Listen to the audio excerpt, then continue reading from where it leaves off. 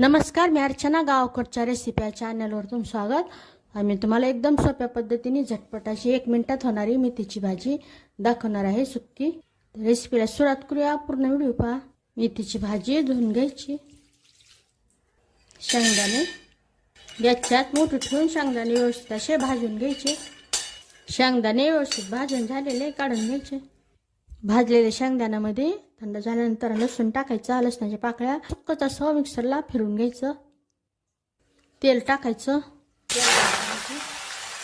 भाजी व्यवस्थित परतून घ्यायची. आता इथं जास्त वाटत असेल नंतर एकदम कमी होऊन जाते. यामध्ये लाल मिरचीची पूड, लाल तिखट, यामध्ये कोणताही धने खडे मसाले नाही, फक्त सुक्या लाल मिरच्या दळून आणलेल्या, चवीनुसार मीठ, थोडंसं मिक्स करून घ्यायचं. यामध्ये हे मिक्सरमधून काढलेले भाजलेले शेंगदाणे आणि लसूण व्यवस्थित असं मिक्स करून घ्यायचं. गॅसच्यात मोठी ठेवून व्यवस्थित असं परतून घ्यायचं. एकदम कोरडी नाही होऊ द्यायची, खाताना कोरडं कोरडं लागतं. तर तयार झालेली भाजी छान अशी फटाफट मेथीची भाजी तयार झालेली. एकदम सुक्की नाही आणि एकदम पातळी नाही. नक्की बनवून पहा. रेसिपी आवडली तर चॅनलला सबस्क्राईब करा.